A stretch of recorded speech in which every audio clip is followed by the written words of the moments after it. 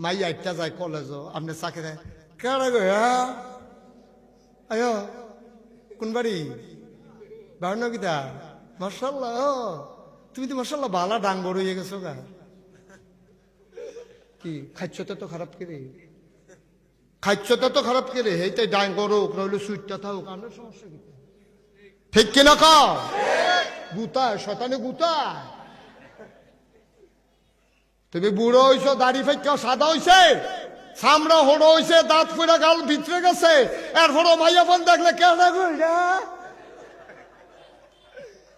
কি কারবার কি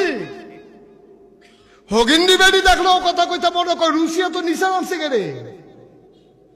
আপনার পর্দা আছে বেড়াইতের পর্দা আছে নাকি নাই আপনি চকর বকর তাকাবেন না